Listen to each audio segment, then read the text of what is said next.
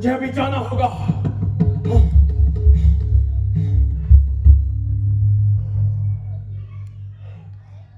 किंतु याद रख सीता, यद्यपि मैं तुझे इस स्वयंवर में ना जीत सका,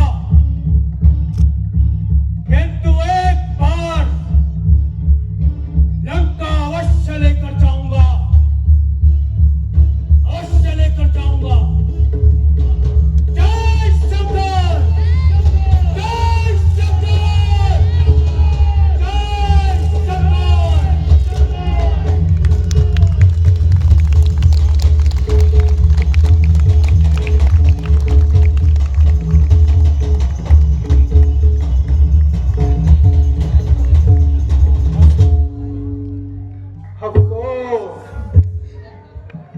पृथ्वी वीरों से खाली हो चुकी है।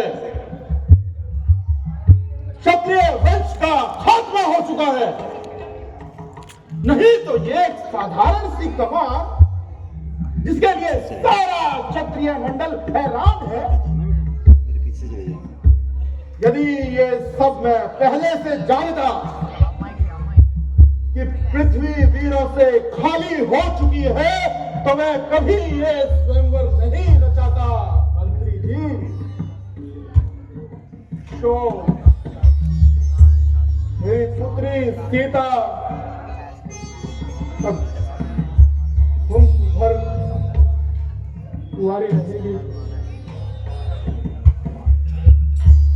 राजा गणों, मेरा आप सभी से ऐलान है कि जाओ अपने अपने घर के जाओ। यह विमान तुम्हारा झूठा है। बलवान पृथ्वी नहीं कहना, यह बयान तुम्हारा झूठा है।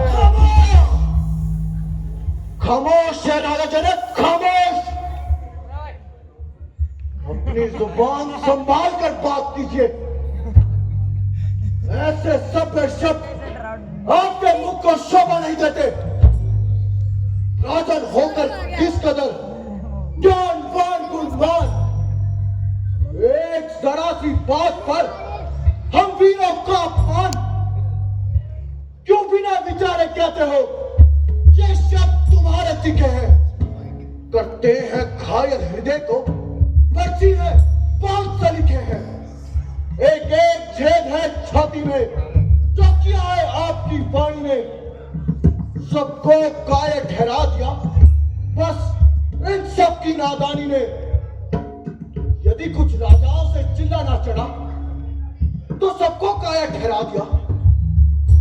ना सोचा ना समझा, जब तक क्षत्रिय वंश का एक भी बालक जीवित है तो उस पर उंगली उठाने वाला कौन है? यदि मैं चाहता तो इस धनुष के टुकड़े टुकड़े कर देता, किंतु बड़े भैया की आज्ञा के बिना यह कार्य मुझे शोभा नहीं देता। अन्यथा अन्यथा जल को जल, जल को जल कर दूं। ले आओ चांद सितारों को, सूर्य की तरह मसल डालूं इन पृथ्वी और पहाड़ों को। सच्चे योद्धा, सच्चे क्षत्रिय अपमान नहीं कर सकते हैं।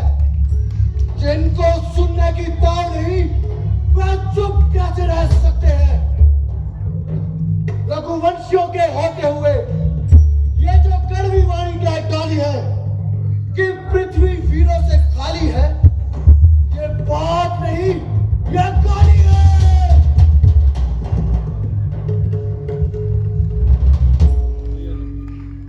शांत हो जाओ लक्ष्मण, शांत हो जाओ।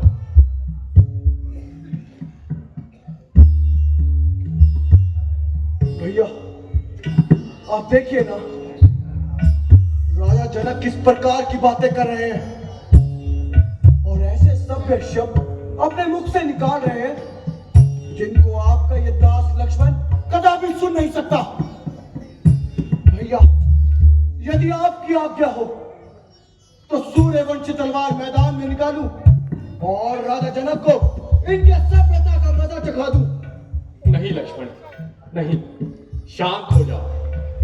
जब तक हमारे साथ गुरुदेव हैं तब तक हमें उनकी आज्ञा का पालन करना चाहिए। अपने क्रोध को शांत रखो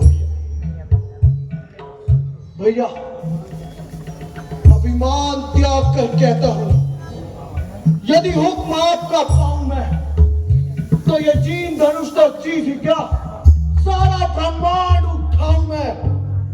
जो वचन निकाले हैं मुख से, उनको पूर्ण कर दिखलाऊंगा। है सौगंध मुझे है आपकी, कर खंड खंड दिखलाऊंगा, कर खंड खंड दिखलाऊंगा।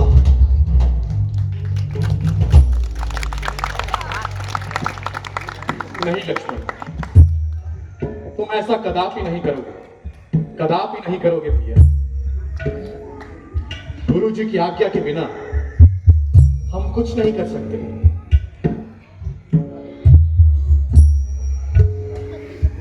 सब राजा लोग अपना अपना जोर दिखा चुके, परंतु किसी से इस धनुष का चिल्ला ना चढ़ सका। अरे चिल्ला चढ़ाना तो दूर, कोई इस धनुष को हिला भी ना सका। इधर राजा जनक हताश बैठे हैं, उधर लक्ष्मण गुस्से में है।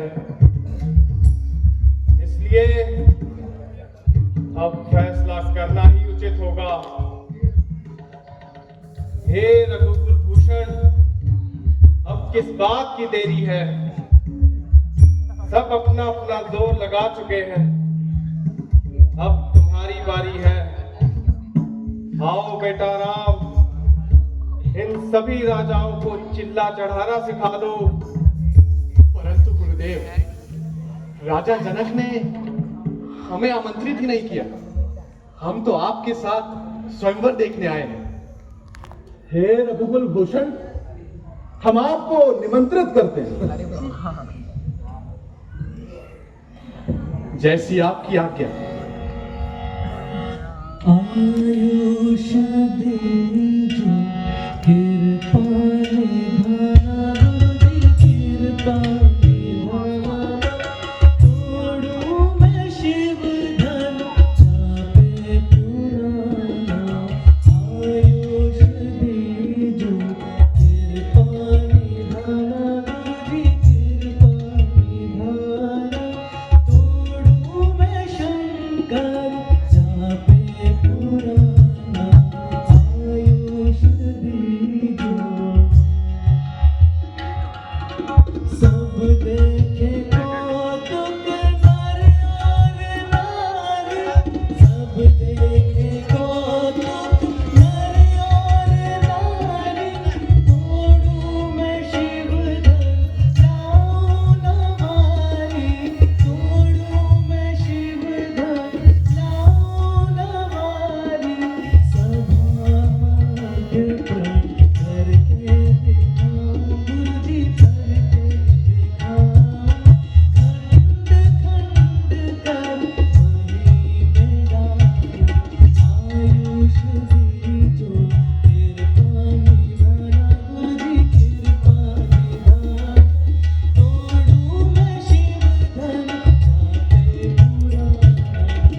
आयुष दीजो।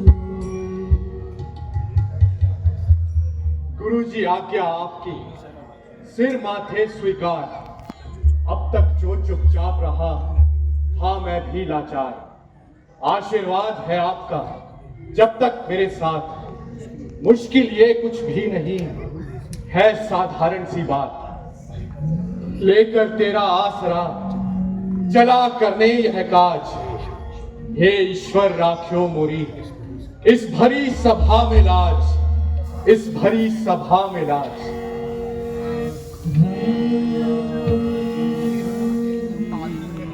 सावधान, एक दशों दिशाओं के दिग्गजों, सावधान। ए आकाश के चंद्र सूर्य, सावधान।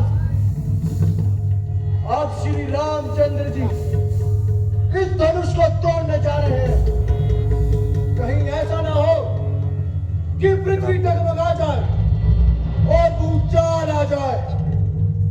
इसलिए तुम सावधान रहना और मैं भी अपने स्थान पर सावधान रहूंगा।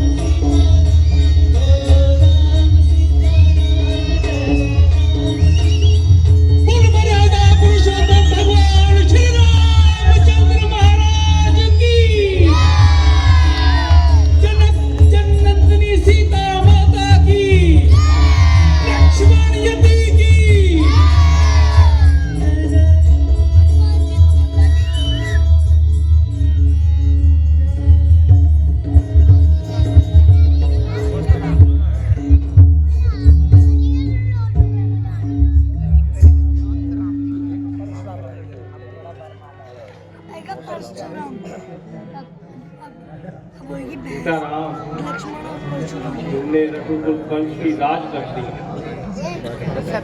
ये सब आप ही के आशीर्वाद से हुआ है गुरुदेव।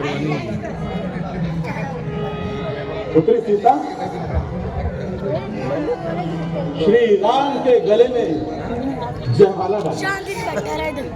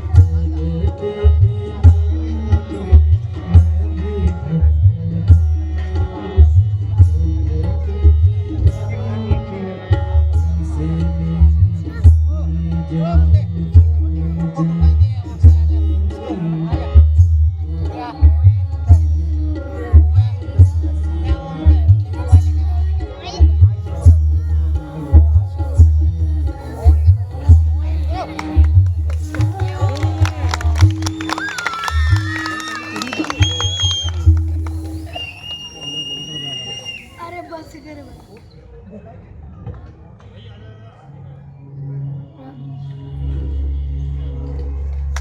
जय श्री राम।